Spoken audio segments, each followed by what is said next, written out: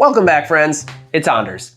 Welcome to my home. I thought it would be fun to film a little video here in my kitchen for two reasons. Number one is it is the hottest day in Chicago of the year. And everybody is saying, don't go outside, it's too hot. And it's really hot. I don't want to go outside. The second reason is we are making spritzes, and this is a super simple drink. You don't need fancy bar tools. You can whip it up in your kitchen. So I'm gonna make 3 recipes to prove how easy this is. We've got the classic Aperol Spritz, the Hugo Spritz, which is very popular right now, and then an original of mine I'm just going to call a Fino Spritz. If you're new to the channel, hit that subscribe button for more sips, tips, and recipes, and let's go make 3 spritzes to the kitchen.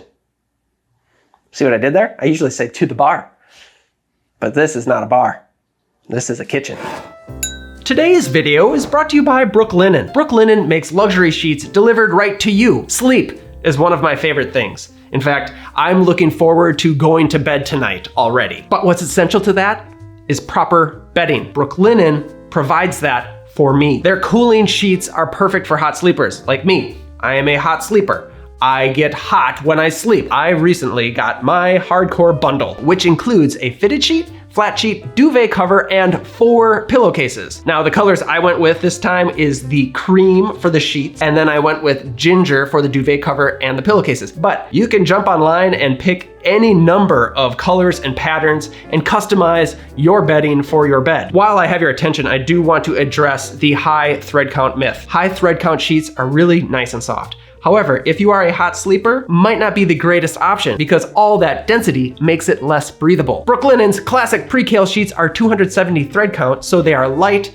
and they keep you cool. I love these sheets primarily because they keep me cool, but they are soft and they look good. If you click on the link down below, be sure to use the code ANDERS20 at checkout because then you will receive $20 off all orders of $100 or more. Get that savings where you can. Thank you, Brooklinen. Sweet dreams onto the film. All right, let's just kind of roll into this. Let's have a little chit chat. All right, so these spritz, this is not a new concept. It dates back to the 1800s. It's as old, if not older, than cocktails.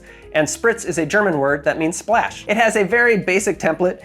It's easy to remember. It's 3-2-1, 3 parts bubbly wine, 2 parts liqueur or amaro, and 1 part club soda. Let's start with the Aperol Spritz. For the Aperol Spritz, we are gonna need Aperol, Prosecco or a dry sparkling wine, and club soda or sparkling water. So I'm gonna grab some ice, which is on the other side of you. Full disclosure, this is the scariest part of the Aperol Spritz for me, is putting the ice in such a fragile glass. That's why I'm using my ice tongs.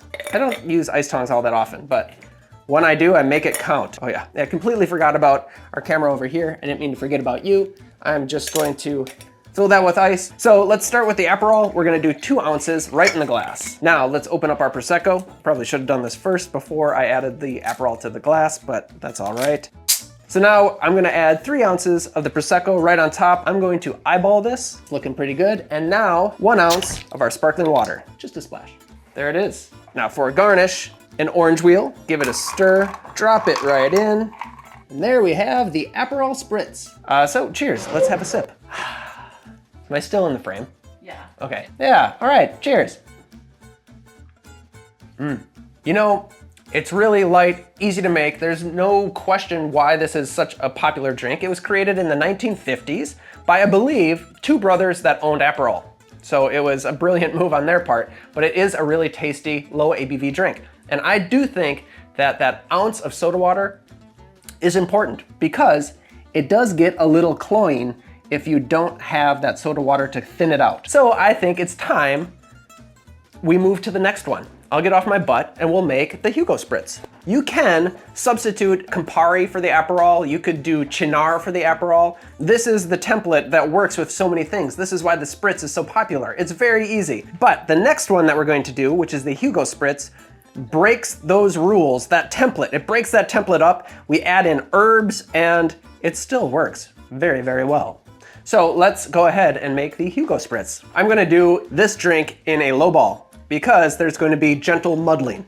And I do not trust myself muddling in a glass like this. For the Hugo Spritz, we'll need elderflower liqueur, bubbly wine, bubbly water, and mint. We need some mint. I do not have a mint garden. I've got one of these little packets of mint that I got at the grocery store. A little embarrassed to say that because it's not the best mint. Actually, it looks pretty good.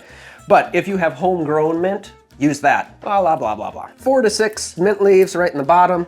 Up to you if you want a stronger mint flavor, obviously add more. Then I'm gonna just give these a little tap here with the muddler, and we're going to add 1/2 ounce of Saint Germain. This is an elderflower liqueur. Some people add in a lot of Saint Germain.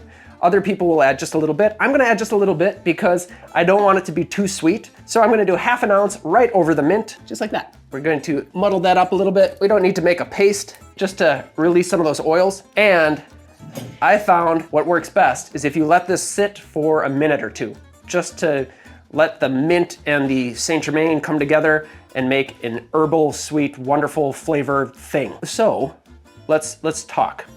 This cocktail, this drink, I read in multiple periodicals that it is considered the drink of the summer of 2023. I don't know who makes this decision, but apparently it's a very popular cocktail, and for good reason. It's very tasty. That's probably long enough. We're just gonna roll with it. We are going to add some ice. I've got a dog down here who loves ice cubes. Trying to ignore her. There we are, drop it right in. So now we can go ahead and add our bubbly wine. So I'm going to do 3 ounces, give or take, of the Prosecco. That'll work. Actually, that looks a little shy to me. We're gonna go a little bit more on the Prosecco. And now 1 ounce of our sparkling water. We could top this off with more ice if we wanted to. I'm gonna give it a little stir, get that mint up in there, and then garnish with a nice mint sprig. This is gonna make the nose really pleasant. So be sure to wake it up, drop it right in. And why don't we, this is something that you don't have to do, but I've seen a lot of people do this. They will put in a lime wheel, and that is nice. It'll brighten it up just a little bit, but it looks nice in there. All right. We're gonna get everything all together. And there we have the Hugo Spritz. Cheers. Oh, that's good. It's really light. The Saint Germain, because we just did 1/2 ounce, is subtle. It doesn't get overly sweet, which I like. Alice, do you want to try this one? Yes, please. That's so good. Also, to buy a little time here, I want to apologize if the audio sounds very different than what you're used to. We're trying out these new mics. We're in a new space. Now I've got the drink back in my hand, so I can stop talking. So now let's make the Fino Spritz. All right. For this cocktail, we are going to need a Fino sherry, maraschino liqueur, and the bubbly wine and the bubbly water. So this is not a true Spritz in that it doesn't really match up with the Spritz template, but neither does the Hugo Spritz. And it's called a Fino Spritz because we are using a Fino sherry. We're gonna do 2 ounces of Fino sherry. To that, 1/2 ounce of the maraschino liqueur. Add our ice. I'm gonna give it a quick stir, just a little bit. We don't wanna overly dilute it. Pour in our 3 ounces of Prosecco, or bubbly wine, and 1 ounce of bubbly water. For garnish, I'm gonna drop in, let's say 3 lemon wheels. I should probably be using chopsticks, but because this is mine, I'm using my fingers. This is beautiful. The Fino Spritz. Cheers. This, I love. Why? Because it's good. You get the maraschino, but it's not overly maraschino-y. You can taste it, but it's not overly sweet at all. In fact, what you get most, for me, is the Fino sherry, and you get it mostly at the end. So this is a nice one to have a sip of, and then you can just kind of sit back, relax, and enjoy the ever-evolving flavor that's happening in your mouth. Maybe that sounded weird.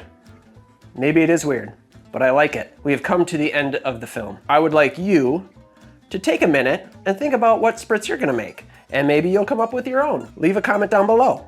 And if you are not leaving comments, look at the comments down below, because maybe there's some great recipes for spritzes in there. Thank you for watching. Thanks Brooklinen for sponsoring today's film and for the wonderful sheets. I will see all of you next time. Be there or be square.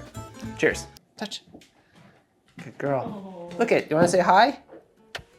Good girl, Freya. Test, test, here we go. Everybody wanna know what's going on? I'm making spritzes. I'm making spritzes. We're gonna have a couple spritzes, we're gonna drink them all up, and we're gonna have a good time with a spritz in our cup. I'm not really fancy at home. I'm pretty cash at home, you know? I think that's good. I think people should be cash at home.